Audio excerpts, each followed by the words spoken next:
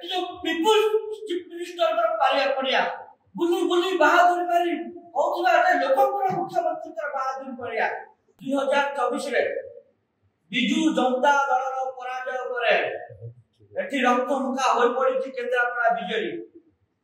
ଏଠି କେନ୍ଦ୍ରାପଡ଼ା ବିଜେଡି କେନ୍ଦ୍ରାପଡ଼ାକୁ ଅଶାନ୍ତ ରଖିବା ପାଇଁ ଚାହୁଁଛି। ଏ ଯୋଉ ବ୍ୟକ୍ତି ଦୁର୍ବଚରଣ ସାହୁ ଏ ବ୍ୟକ୍ତି ବାରମ୍ବାର ପରାଜିତ ବରଣ କଲା ପରେ ଯେତେବେଳେ ଗଲା 5 ବର୍ଷ ବିଧାନସଭାକୁ ଆସିଲେ ତାପରେ ଏଠି କେନ୍ଦ୍ରାପଡ଼ାରେ ଯୋଉ ଭିତରକନିକା ଅଛି ସେ ଭିତରକନିକାରେ ସ୍ୱାଦ ବୋଲି ଗୋଟେ ଅର୍ଗାନାଇଜେସନ କଲେ।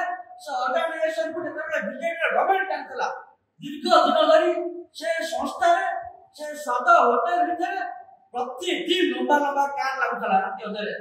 ସେ ବାବଦରେ ମଧ୍ୟ ଛାତ୍ର କଂଗ୍ରେସ ଜିଲ୍ଲା ପ୍ରଶାସକକୁ ଅଭିଯୋଗ କରିଛି, କିନ୍ତୁ ଯେହେତୁ ତାଙ୍କର ସରକାର ଥିଲା ସେ ସମୟରେ ତାକୁ ଘୋଟ ଘୋଡ଼ାଇ ରଖାଗଲା। ଏବଂ ଆମେ ଆପଣଙ୍କୁ କହି ରଖିବା ପାଇଁ ଚାହୁଁ ଯେଉଁଭଳି ଅବସ୍ଥା ହେଇଛି କୁସୁମାରେ, ଯେଉଁଭଳି ଅବସ୍ଥା ହେଇଛି ସାରା ଓଡ଼ିଶାରେ, ଏମାନେ ସରକାରୀ ଜମିକୁ ସରକାରୀ ସଂସ୍ଥାକୁ ମାଡ଼ି ବସି ନିଜର ସେଠି ଆଧିପତ୍ୟ ଜାହିର କରିଥିଲେ, ନିଜର ମୋଟା ଅଙ୍କର ଟଙ୍କା ରୋଜଗାର କରୁଥିଲେ। ସେ ଅବସ୍ଥା ମଧ୍ୟ ଘଟିଛି କେନ୍ଦ୍ରାପଡ଼ା ଭିତରକନିକାରେ। ସେଠି ମଧ୍ୟ ସ୍ୱାଦ ବୋଲି ଗୋଟେ ରେଷ୍ଟୁରାଣ୍ଟ କି ଗୋଟେ ହୋଟେଲ କରି ଏମାନେ ଦୀର୍ଘ ଦିନ ଟଙ୍କା ରୋଜଗାର କରୁଥିଲେ। ଧ୍ରୁବ ସାହୁ ତାଙ୍କୁ ପ୍ରତିଟି ସମୟରେ ସହଯୋଗ କରୁଥିଲେ। ମହାକାଳ ପୂର୍ବତନ ବିଧାୟକ ପ୍ରତାପ ଜେନା ଯାହା ହଉ, କିନ୍ତୁ ଏହା ପରେ 2024 ରେ ସରକାର ବଦଳିଛି। ଭାରତୀୟ ଜନତା ପାର୍ଟି ଏଠି ଯିଏ ମୁଖ୍ୟମନ୍ତ୍ରୀ ଅଛନ୍ତି ମୋହନ ମାଝୀ, ସେ ସାରା ଓଡ଼ିଶା ବୁଲି କହୁଛନ୍ତି ମୁଁ ହଉଛି ଆପଣଙ୍କ ଲୋକଙ୍କର ମୁଖ୍ୟମନ୍ତ୍ରୀ। ଆମେ ମୋହନ ମାଝୀକୁ କହି ରଖିବା ପାଇଁ ଚାହୁଁ, ଆପଣ 4.5 କୋଟି ଓଡ଼ିଆଙ୍କୁ ମେସେଜ ଦଉଛନ୍ତି ଆପଣ ଲୋକଙ୍କର ମୁଖ୍ୟମନ୍ତ୍ରୀ। କଣ ଅସୁବିଧା ହେଇଛି କେନ୍ଦ୍ରାପଡ଼ାରେ ଆପଣ ସହଜକୁ ଆଜି ପର୍ଯ୍ୟନ୍ତ ସିଲ୍ କରିପାରିଲେ ନାହିଁ? ଏହା ଭିତରେ ଆପଣ ବାରମ୍ବାର ଓଡ଼ିଶାରେ ଦଙ୍ଗା ସୃଷ୍ଟି କଲେଣି, ଏଠି କେନ୍ଦ୍ରାପଡ଼ା ଅଶାନ୍ତ ହେଲାଣି। ଆମେ ଚାହୁଁନୁ ବଳଦେବ ଯୋଉ ମାଟିରେ ଯେମିତି ପୂର୍ବରୁ ଅଶାନ୍ତ ସୃଷ୍ଟି ହଉଥିଲା ସେ ଅଶାନ୍ତକୁ ରିପିଟ୍ କରିବା ପାଇଁ ଆମେ ଏଠି ମୋହନ ମାଝୀକୁ କହି ରଖିବା ପାଇଁ ଚାହୁଁ, ଆପଣ ମୁଖ୍ୟମନ୍ତ୍ରୀ ଦାୟିତ୍ୱରେ ଅଛନ୍ତି, ହୋମ୍ ଡିପାର୍ଟମେଣ୍ଟକୁ ହାତରେ ରଖିଛନ୍ତି। ଆପଣଙ୍କର କଣ ମେକାନିଜିମର ଅଭାବ ରହିଛି? ଆପଣ ଗୋଟିଏ ରେଷ୍ଟୁରାଣ୍ଟ ଗୋଟେ ହୋଟେଲ ଉପରେ ଆପଣ ଚାର୍ଟରିକା ନେଇପାରୁନାହାନ୍ତି ଜିଲ୍ଲା ପ୍ରଶାସନକୁ ଲଗାଇ।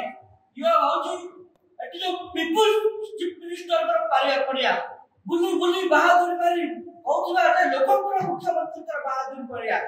କିନ୍ତୁ ଆପଣ ଦେଖିବେ ଖାଲି କେନ୍ଦ୍ରାପଡ଼ା ନୁହେଁ, ଗତକାଲି ବରଗଡ଼ରେ ମଧ୍ୟ ସେ ଅବସ୍ଥା ଘଟିଛି। ଆମେ କହି ରଖିବା ପାଇଁ ଚାହୁଁ ମୁଖ୍ୟମନ୍ତ୍ରୀଙ୍କୁ, ଆମେ କହି ରଖିବା ପାଇଁ ଚାହୁଁ ହୋମ୍ ଡିପାର୍ଟମେଣ୍ଟକୁ, ଆପଣ ବାଲେଶ୍ୱର ସୁନ୍ଦରଗଡ଼ ବରଗଡ଼ ରିପିଟ୍ କରନ୍ତୁନି କେନ୍ଦ୍ରାପଡ଼ାରେ। ଏ କେନ୍ଦ୍ରାପଡ଼ା ମାଟି ଶୀତ ବଳଦେବଜୀଙ୍କ ମାଟି।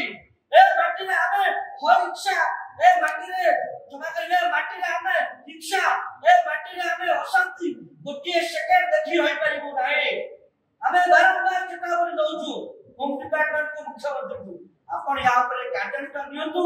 ଏଠି ସ୍ୱାଦ ରେଷ୍ଟୁରାଣ୍ଟ ସରକାରୀ ଜାଗା ସରକାରୀ ବ୍ୟବସ୍ଥା ଭିତରେ ବେସରକାରୀ ସଂସ୍ଥା ପଶି ଯୋଉ ମୋଟା ଅଙ୍କରେ ଟଙ୍କା ରୋଜଗାର କରୁଥିଲେ ତାର ରିପିଟେସନ ବନ୍ଦ ହଉ, ସେ ଜିନିଷ ବନ୍ଦ ହଉ, ନହେଲେ ଛାତ୍ର କଂଗ୍ରେସ ଯେଉଁଭଳି ଭାବରେ ଆପଣଙ୍କୁ ବିରୋଧ କରିବ ଏବଂ ମୁଖ୍ୟମନ୍ତ୍ରୀଙ୍କ ଘର ଭିତରେ ବସିକି ତାକୁ ଚେତାବନୀ ଦେବା ସହିତ ତାଙ୍କ ଉପରେ ସ୍ୱାଦ ରେଷ୍ଟୁରାଣ୍ଟ ଉପରେ ଯେଉଁଭଳି ଭାବରେ କାର୍ଯ୍ୟାନୁଷ୍ଠାନ ଗ୍ରହଣ କରାଯାଇପାରିବ ତାର ବ୍ୟବସ୍ଥା ମୁଖ୍ୟମନ୍ତ୍ରୀ କରିବେ। ନହେଲେ ଛାତ୍ର କଂଗ୍ରେସ ରାଜରାସ୍ତାକୁ ଆସିକି ମୁଖ୍ୟମନ୍ତ୍ରୀକୁ, କେନ୍ଦ୍ରାପଡ଼ା ଜିଲ୍ଲାରେ କୌଣସି ଗୋଟିଏ ନିର୍ଦ୍ଦିଷ୍ଟ ମନ୍ତ୍ରୀକୁ, ଭାରତୀୟ ଜନତା ପାର୍ଟିର ବିଧାୟକଙ୍କୁ, ବିଜୁ ଜନତା ଦଳର ବିଧାୟକଙ୍କୁ ପୁରେଇ ଦେବ ନାହିଁ। ପରବର୍ତ୍ତୀ ସମୟରେ लो एंड ऑर्डर सिचुएशन क्रिएट है, ସେଥିପାଇଁ କେବଳ ଦାୟୀ ରହିବେ ମୁଖ୍ୟମନ୍ତ୍ରୀ ଏବଂ ହୋମ୍ ଡିପାର୍ଟମେଣ୍ଟକୁ ହାତରେ ରଖିଥିବା ନିଜେ ମୋହନ ମାଝୀ ମହୋଦୟ।